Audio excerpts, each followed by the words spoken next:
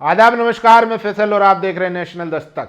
लखनऊ विश्वविद्यालय में नमाज को लेकर हुए विवाद पर नया अपडेट आया है, जहां पर प्रशासन ने छात्रों को 50,000 का नोटिस थमा दिया है। और क्यों थमाया है? आरोप लगाया कि इन लोगों ने शांति भंग की है। सोचिए कि लखनऊ विश्वविद्यालय में बारादरी में एक मस्जिद है, जो काफ़ी पुरानी मस्जिद है, 200 साल पुरानी मस्जिद बताई जाती है। उसके रिनोवेशन को लेकर उसको बंद कर दिया गया और उसमें हालांकि लगातार मस्जिद में नमाज होती थी। अब छात्रों ने उसके बाहर नमाज पढ़ ली। कुछ नॉन मुस्लिम छात्रों ने उनकी रक्षा के लिए एक चेन बना ली, ह्यूमन चेन। तो इसमें शांति भंग कहां से हो गई? ये तो बल्कि भाईचारे की, आपसी सद्भाव की एक मिसाल पेश की है। लेकिन प्रशासन, सोचिए कि जिसका एजेंडा ही हिंदू मुसलमान करना हो, ऐसे में इस तरीके की खबरें आना और समाज में एक अच्छा पीस का मैसेज जाना कहीं ना कहीं उनकी राजनीति पर ठप्पा था। इसीलिए अब वहां पर 13 छात्रों को नोटिस थमा दिया गया है। सोचिए। और जबकि खबर तो ये आ रही है कि अब एबीवीपी ने वहां पर लखनऊ विश्वविद्यालय कैंपस में हनुमान चालीसा का पाठ किया है। तो क्या प्रशासन उनको भी थमाएगा 50,000 का नोटिस? नहीं थमाएगा, क्योंकि वो उनके एजेंडे में फिट बैठता है। सोचिए, खबर आपको बता देता हूं कि कैसे जो है, ये है अहमद रजा, ये लखनऊ विश्वविद्यालय के छात्र हैं। इनको भी नोटिस मिला है। इनके साथ साथ 12 लोगों को नोटिस मिला। ये कह रहे हैं कि हमने ऐसा कोई शांति भंग नहीं की है। मस्जिद को ताला लगाया गया तो मुस्लिम छात्रों ने जो है नमाज पढ़ी, और कुछ नॉन मुस्लिम छात्रों ने जो सेक्युलर जहन के हैं उन्होंने उनको ह्यूमन चेन बनाकर उनकी रक्षा करी। इसमें गलत क्या हुआ? ये तो एक पीस का संदेश जा रहा था। लेकिन प्रशासन ने, और ये सरकार, ये प्रशासन नहीं चाहता कि देश में, विश्वविद्यालय में भाईचारा बने, इसलिए डराने धमकाने के लिए छात्रों को नोटिस थमा दिया गया है। सोचिए। और ये देखिए, लखनऊ यूनिवर्सिटी में एनएसयूआई ने प्रोटेस्ट किया। रेनोवेशन के नाम पर लाल बारादरी बिल्डिंग पर ताला डालने का आरोप लगाया, जिसके अंदर नमाज पढ़ी जाती थी। नमाज पहले से पढ़ी जाती रही है, लेकिन अब प्रशासन ने उस पर ताला लगा दिया है। तो छात्रों ने बाहर नमाज पढ़ ली, उनको 50,000 का नोटिस थमा दिया। और सोचिए, वहीं लखनऊ विश्वविद्यालय में छात्रों के एक गुट ने आज हनुमान चालीसा का पाठ किया। दूसरा गुट लाल बारादरी बिल्डिंग बंद किए जाने से नाराज है, जहां वो नमाज पढ़ते थे। सोचिए, तो क्या अब इनके खिलाफ भी नोटिस जारी होंगे या इनके खिलाफ कोई एक्शन होगा?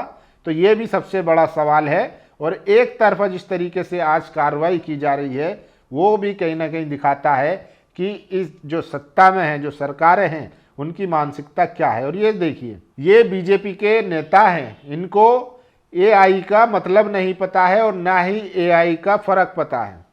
सोचिए, पत्रकार अपनी पत्रकारिता ईमानदार से करने लगे तो अनपढ़ नेता ऐसे ही सवालों से भागते नजर आएंगे। पत्रकार ने सवाल पूछा, एआई क्या होता है? लेकिन भाजपा नेता ने जवाब देने की जगह पत्रकार से कहा, तुम फालतू सवाल पूछते हो, ऐसे ही उछलते हो, सलाम है ऐसे पत्रकार को। तो देखिए, बीजेपी नेताओं के सामने जब सही पत्रकार पड़ जाता है तो ये लोग दुम दबाकर भागते हुए नजर आते हैं।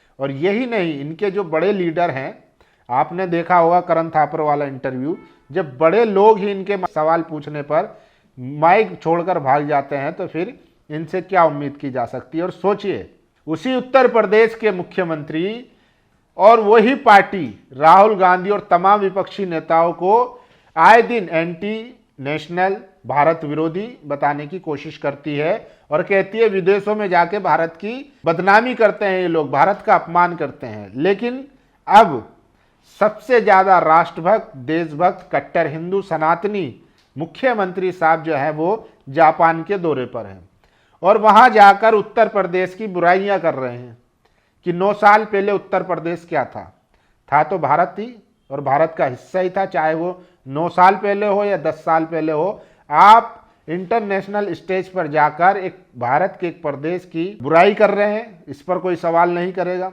खुरपेश लिखता है, हेलो गोदी मीडिया, एक बार फिर राहुल जी देश के बाहर एक प्रदेश की बुराई कर रहे हैं।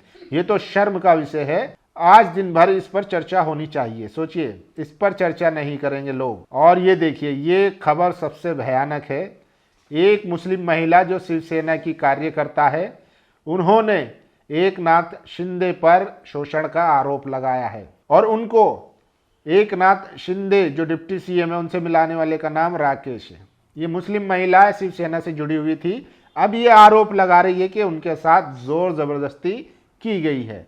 तो इन महिला के आरोपों का प्रशासन जांच करे और क्या सत्य है क्या नहीं है उसकी जांच कर तुरंत कार्रवाई करे। और सोचिए, आप लोगों को भी समझना होगा, जिस पार्टी में पहले ही इतने अपराधी हैं जो विधायक एमएलए हैं, आप उन पार्टी में रहकर और मुसलमान होते हुए आप उनको सपोर्ट करते हैं, तो फिर इस तरीके की हरकतें तो होती ही हैं। और सोचिए, ये एक बंदा है ऋषभ ठाकुर, बजरंग दल का नेता है।